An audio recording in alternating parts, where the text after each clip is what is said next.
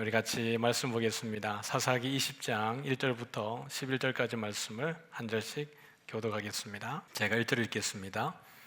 이에 모든 이스라엘 자손이 단에서부터 브엘세바까지와 길라 땅에서 나와서 그 회중이 일제히 미스바에서 여호와 앞에 모였으니 온 회중의 어른 곧 이스라엘 모든 지파의 어른들은 하나님의 백성의 총회에 섰고 깔을 빼는 보병은 40만 명이었으며 이스라엘 자손이 미스바에 올라간 것을 베냐민 자손이 들었더라. 이스라엘 자손이 이르되 이 악한 일이 어떻게 일어났는지 우리에게 말하라 하니 레위 사람 곧 죽임을 당한 여인의 남편이 대답하여 이르되 내가 내 첩과 더불어 베냐민에 속한 기브아에 유숙하러 갔더니 기브의 사람들이 나를 치러 일어나서 밤에 내가 묵고 있던 집을 에워싸고 나를 죽이려고 하고 내 첩을 욕보여 그를 죽게 한지라.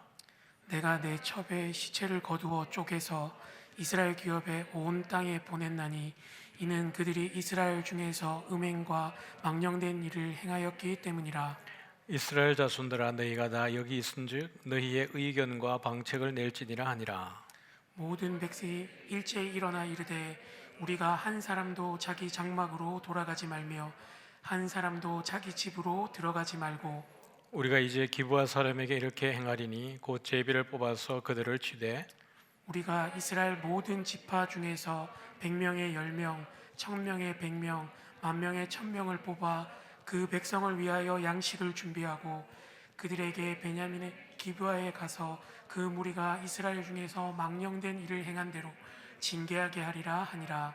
같이 읽습니다. 이와 같이 이스라엘 모든 사람이 하나같이 합심하여 그 성읍을 치려고 모였더라. 아멘. 네, 9월의 첫날입니다. 한 해가 한 달이 또 다 지나갔고요. 9월 되면 벌써 이제 우리의 마음은 내년을 준비해야 되는 그런 시기가 좀 다가온 것 같기도 합니다. 한 해가 또 금방 지나가는 것 같은 느낌이 듭니다.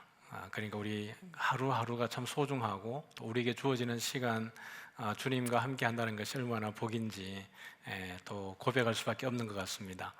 이렇게 하루 또 예배하고 주와 동행하고 또 이렇게 하는 가운데에 우리 앞에 주님이 기다리고 있는 줄 믿으시기 바랍니다.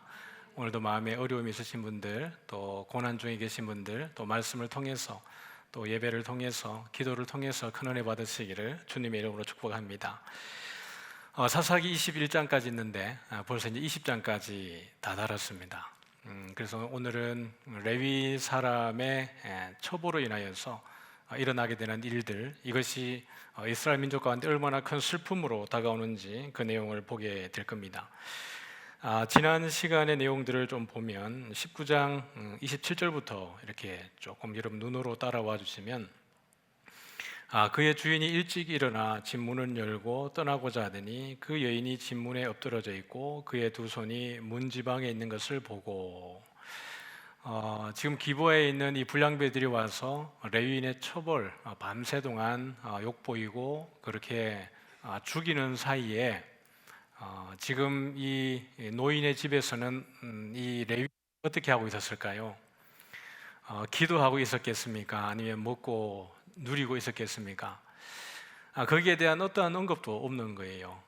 그러니까 이 레위인이 자기의 첩을 살리기 위해서 어떠한 노력도 하지 않았다라는 것을 우리는 볼 수 있습니다.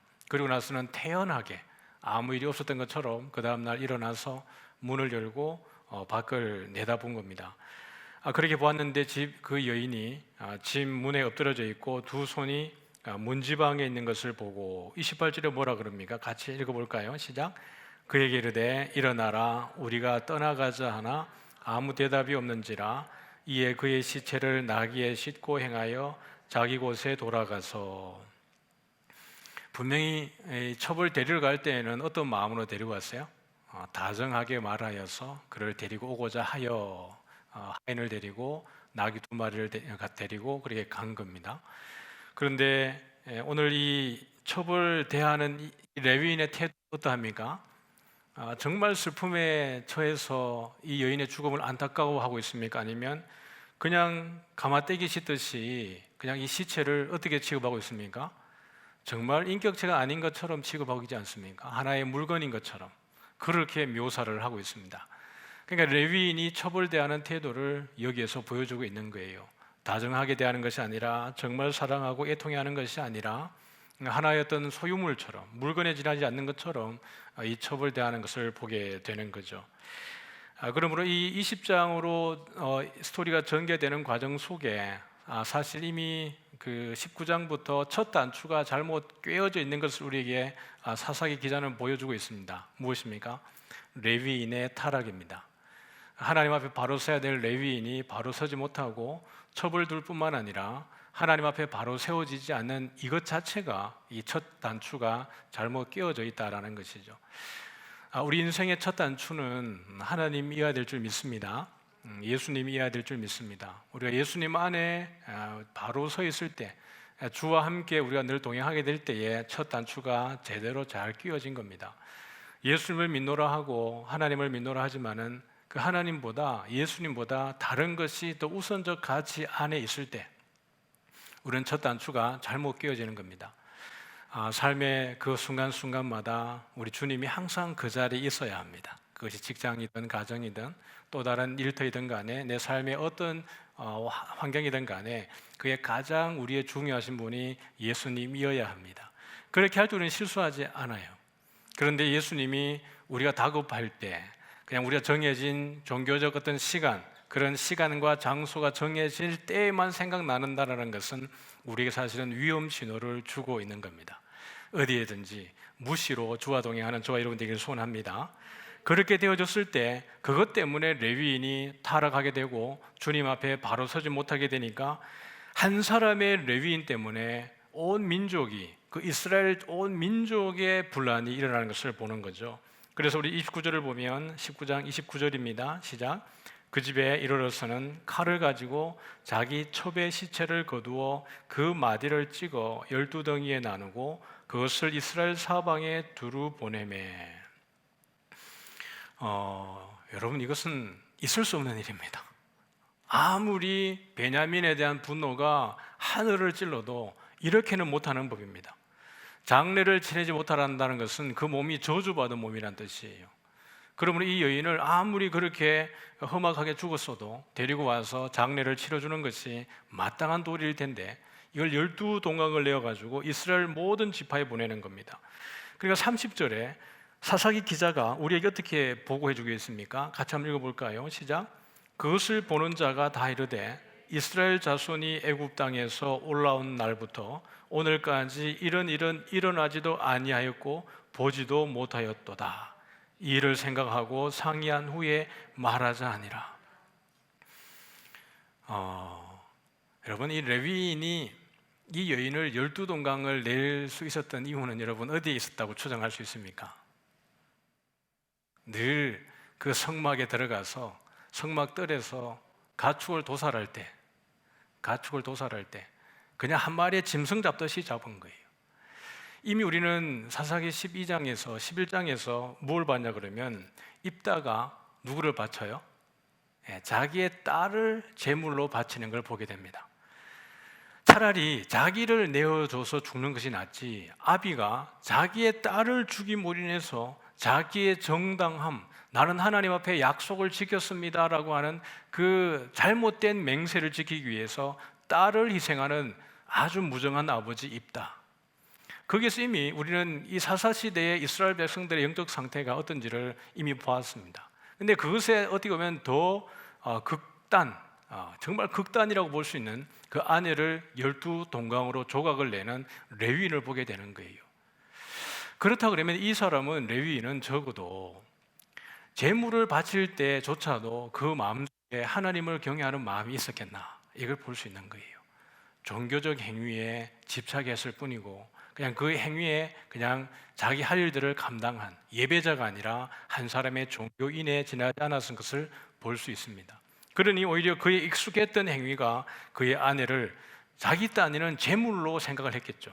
다 12동강을 내가지고 하나님 앞에 올려드리고 베냐민 지파의 잘못을 고발하고 고소하고 그래서 이들을 심판하는 그것을 어떻게 합니까? 자기들이 꼭 심판자인 것처럼, 하나님인 것처럼 베냐민을 심판할 목적으로 그 동강을 내어서 보낸 거예요.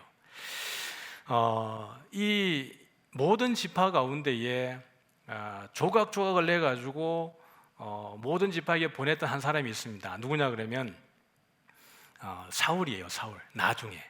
나중에 사울도 기브아 출신이거든요. 그러니까 베냐민 지파니까 사실은 역사적으로 보면 이 레위 사람이 한 여인을 쪼개 가지고 전국에 다른 지파에 보냈던 사건을 머리에 두고 있었다 그러면 아마 사울은 그것을 기억했을지도 모르겠죠. 그러나 사울의 입장과 지금 레위 사람의 입장은 달라요. 사울이 왕이 되기 전이었는데요, 암몬 사람들이 길랏 야베스에 맞서 가지고 싸우러 올라온 거예요. 길랏 야베스를 치기 위해서. 이것은 이제 21장가 보면 이제 배경들이 나오겠지만, 어쨌든 이 길랏 야베스 사람들이 도움을 구하기 위해서 기브아로 와가지고 만났는데 사울을 만납니다. 사울은 혈통적으로 길랏 야베스와 혈맹 관계 속에 있습니다. 21장의 스토리 가운데서 그것이 배경이 되어지는데요. 그러다 보니까 이 사울이 길랏 야베스와 암몬 사람 나하스 간의 이 전쟁을 앞두고 길랏 야베스 사람들이 나하스에게 말하기를 우리가 항복할 때니까 우리와 평화하자, 화평하자라고 요청을 한 거거든요. 근데 암몬 사람들이 뭐라 그래요? 아니라 우리는 너희들의 눈을 다 빼야 되겠다, 이렇게 얘기하는 겁니다. 그러니까 한 일주일만 기다려주면 우리가 너희를 대적할 그 준비를 하겠다, 이렇게 하게 하면서 간 것이 사울에게 간 겁니다. 기브아의 사울에 갔는데 사울이 이 이야기를 듣고 어떻게 하고 있냐 그러면 소 한 겨리를 잡아가지고, 한 겨리니까 두 마리잖아요. 이걸 잡아서 각을 뜨고 전령들의 손으로 그것을 이스라엘 모든 지역에 두루 보내어서 지금 나와 연합하라, 나와서 연합하지 않으면 너희들이 이 조각난 각 띄어진 소와 같이 될 것이다 라고 이야기하면서 이스라엘 연합군을 모읍니다. 그때는 성경은 이렇게 표현합니다. 사울이 이 말을 들을 때에 하나님의 영에게 크게 감동되매, 이렇게 됩니다. 그러니까 사울이 각을 뜬 것은 사람이 아닙니다. 소 두 겨리를 각을 떠서 이스라엘을 단합하는 데 쓰게 되고, 그리고 사울이 각을 떠서 이스라엘을 연합을 해서 물리친 것은 무엇이에요? 암몬 사람을 친 겁니다. 근데 지금 이 레위인이 자기 아내를 각을 떠서 12조각을 내어서 각 지파에게 보냈는데요, 그 목적이 뭐예요? 다른 민족을 치기 위한 것이 아니라 자기 민족 가운데, 어느 민족이에요? 베냐민을 치기 위해서 그것을 보낸 겁니다. 베냐민은요, 유다와 에브라임 사이에 이 복도처럼 중간에 사이에 끼어서 아주 좁은 지역을 살고 있는 것이 베냐민 지파입니다. 그러니까 협공하면 베냐민은 피할 데가 없어요. 정말 좁은 땅덩어리에 있는 땅인데 이것을 위해서 이스라엘 11지파, 베냐민을 제외한 11지파가 다 모이도록 한 겁니다. 좀 이게 아픈 현실이죠. 우리 오늘 본문입니다. 20장 1절을 같이 한번 읽어볼게요. 20장 1절입니다. 시작. 이에 모든 이스라엘 자손이 단에서부터 부엘세바까지와 길라 땅에서 나와서 그 회중이 일제히 미스바에서 여호와 앞에 모였으니. 그러면서 이제 이게 도대체 어떻게 된 일이냐 한번 드러나 보자라고 이야기합니다. 4절에 가보면 레위 사람이 이렇게 이야기합니다. 내가 내 첩과 더불어 베냐민에 속한 기브아에 유숙하러 갔더니, 5절입니다. 시작.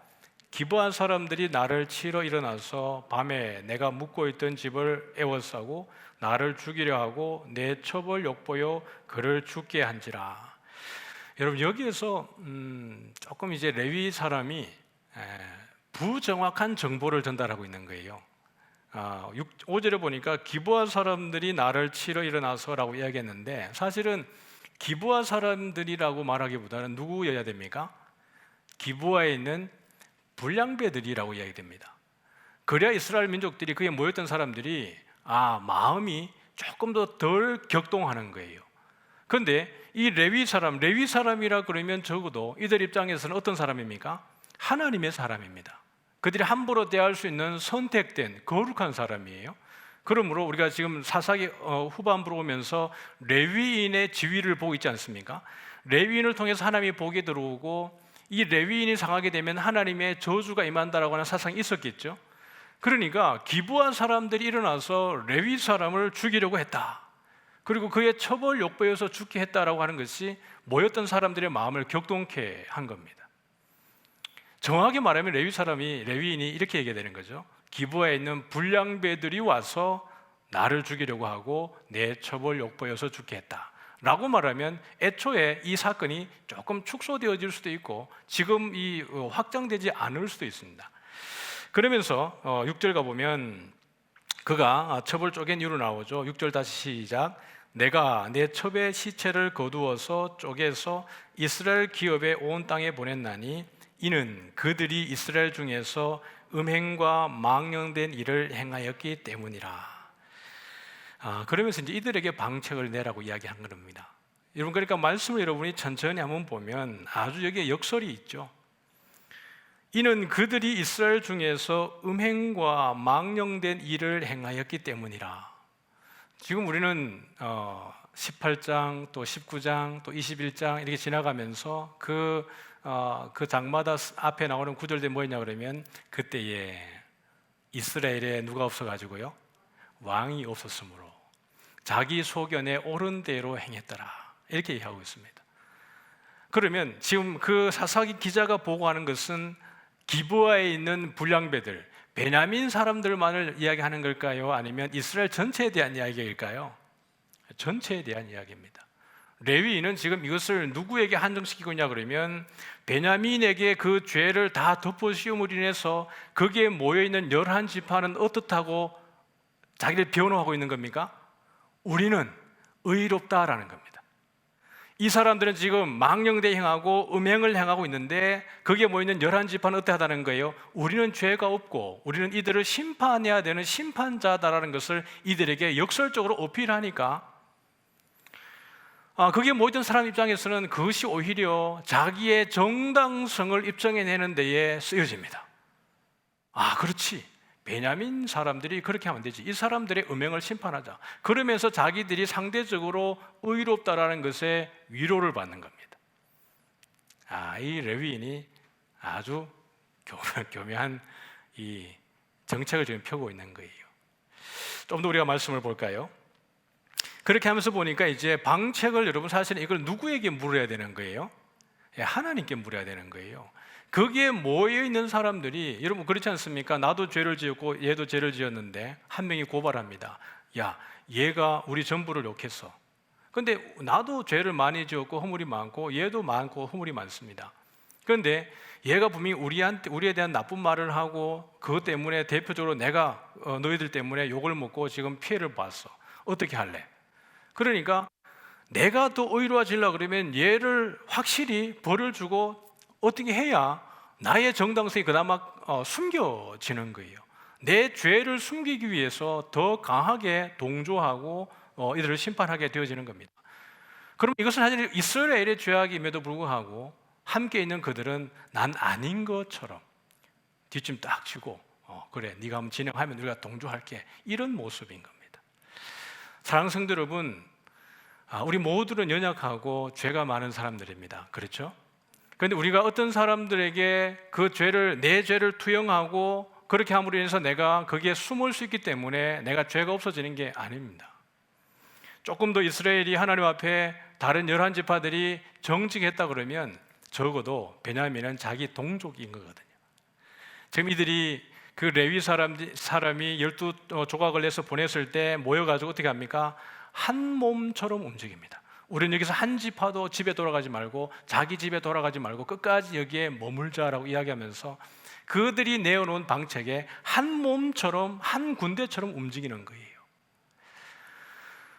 이스라엘이 하나로 뭉쳐야 되는 이유는 내부적으로 자기 동족을 치기 위해서 모이는 게 아니라 누굴 치기 위해서 모여야 되는 거예요? 그 가나안 땅에 있는 이방 민족을 몰아내기 위해서 모여야 되는 거예요.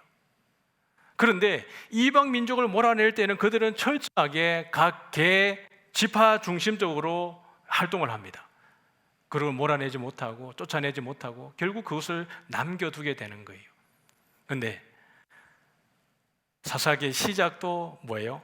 전쟁으로 시작하잖아요. 가나안 땅을 정복하기 위한 전쟁으로 시작을 합니다.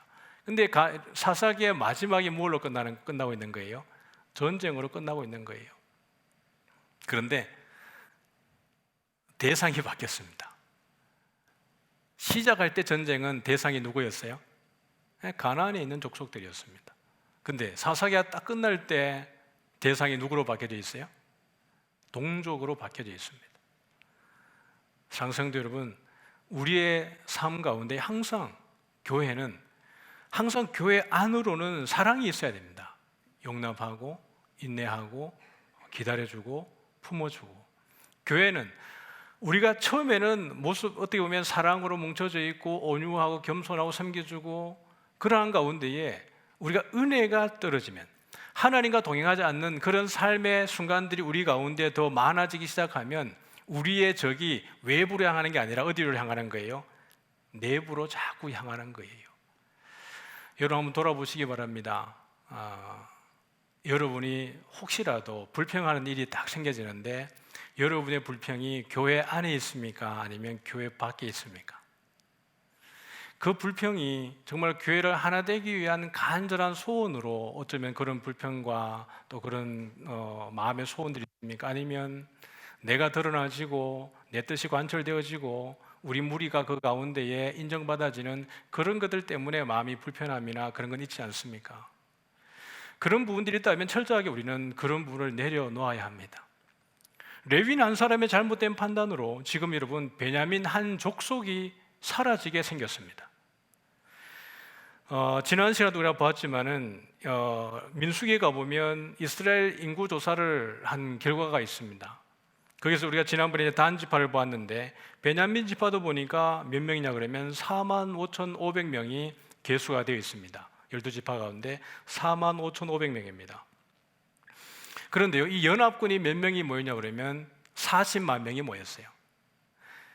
몇 배가 모인 거예요? 10배가 더 이상 모인 거죠. 계수된 인구만. 그러니까 45,500명이니까 시간이 세월이 지났으니까 인구가 좀 더 증가했겠죠. 그런 가운데 어쨌든 연합군이 40만 명이 모였는데 베냐민 지파가 몇 명 모였냐 그러면 26,700명이 모입니다. 보병이 26,000명이고 물맷돌을 든 사람이 700명이에요. 그러면 여러분 상식적으로 한번 생각을 해보죠. 우리 예수님도 비유 가운데 그 말씀을 하셨지만은 이 1만 명으로 저 2만 명을 싸울 수 있을까 계수해보고 만약에 1만 명으로 2만 명을 이길 수 없으면 어떻게 하는 게 지혜로운 거예요? 가서 화친하는 것이 지혜로운 겁니다. 40만 명이 모여서 그 얼마도 되지 않는 자기 족속에 와가지고 너희들 불량배들을 내놓으라 이렇게 얘기합니다. 그러면 불량배를 내놓고 그 다음에 또 화해를 하면 민족이 살아나는 거예요. 근데 베냐민 지파가 어떻게 하고 있는 거예요? 불량배를 내놓지 않고 그 연합군과 싸우기 위해서 우리가 싸우자 이렇게 된 거예요. 그런데 베냐민이 여러분 이 적은 숫자지만 싸울 수 있었던 용기는 어디에 있었냐 그러면 사실은 이 물맷돌 든 사람을 집중해야 됩니다. 물맷돌 든 사람이 몇 명이에요? 700명입니다. 40만 명이 모였지만 어떻게 보면 숫자 보면 턱도 없이 부족해 보이지만 이들 가운데는 이 물맷돌 든 사람이 어떤 사람이냐 그러면 공동번역에 이렇게 표현했습니다. 사사기 20장 16절에 이렇게 표현해요.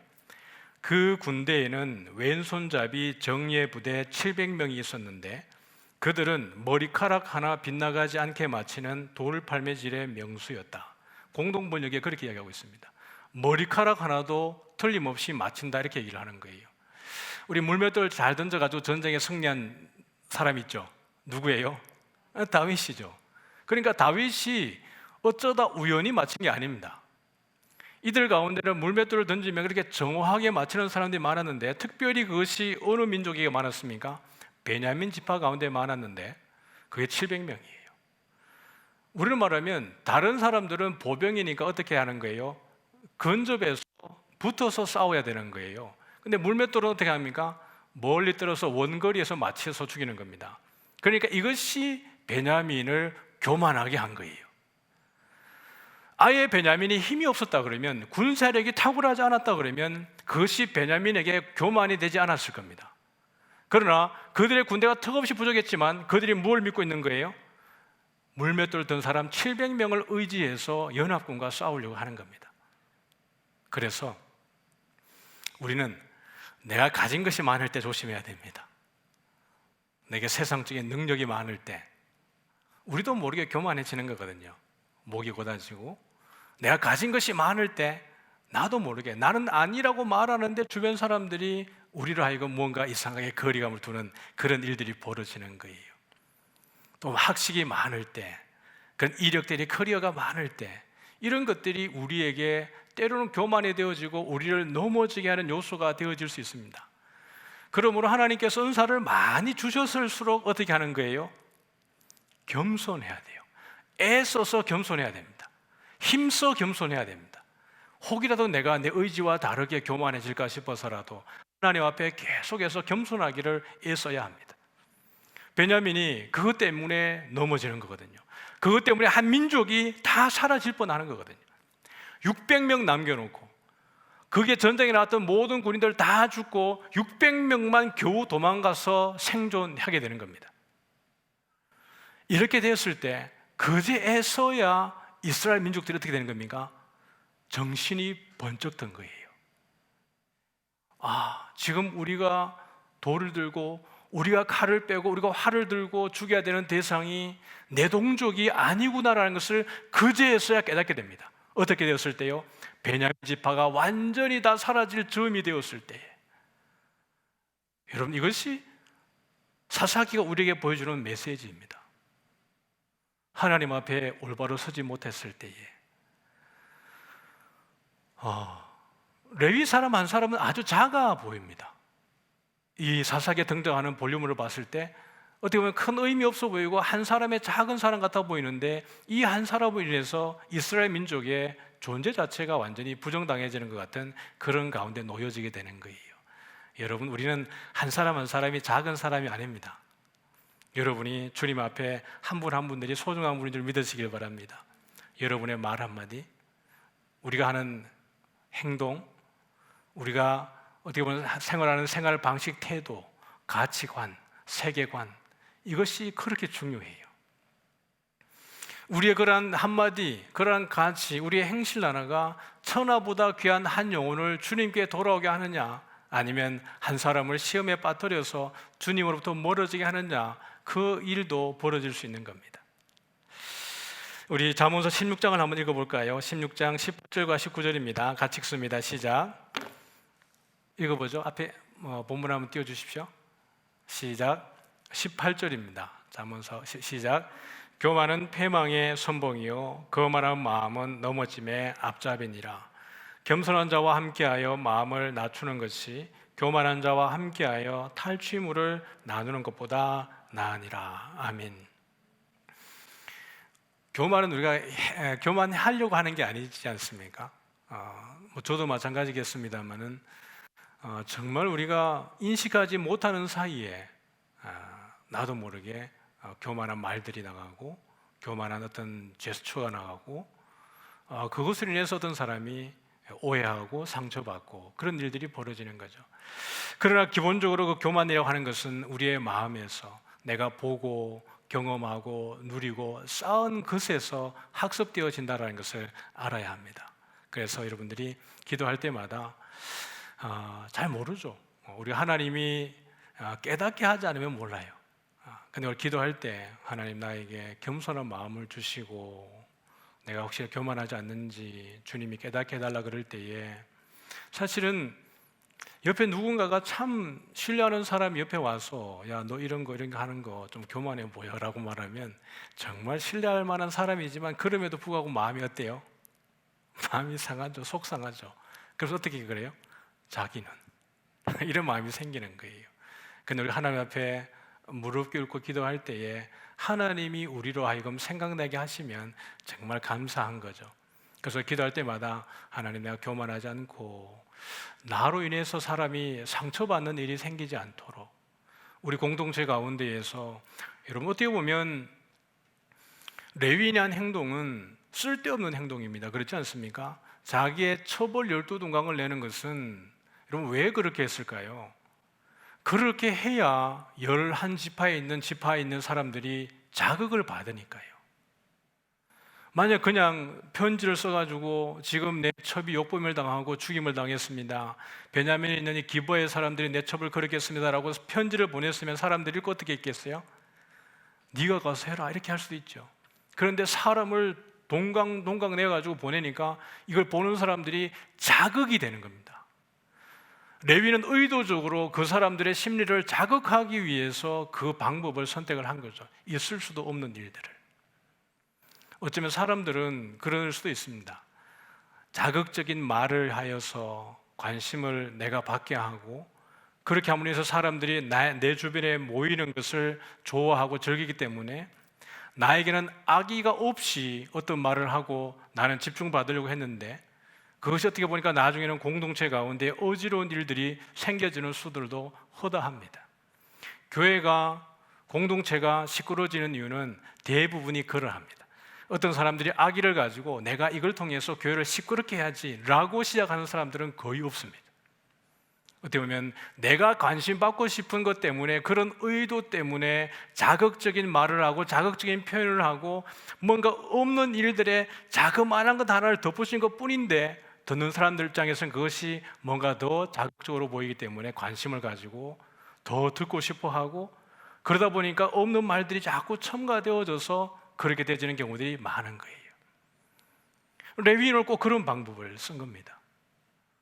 이는 어떻게 지파 가운데에는 정말 대단한 뭔가 공헌을 세우고 이 땅의 자기 민족 가운데 음행과 불의를 제거하는 데에 크게 기여한 사람처럼 보여지지만, 이미 그 모든 이스라엘 백성들은 음행 가운데 있었고 불법 가운데 있었던 자기들이었습니다.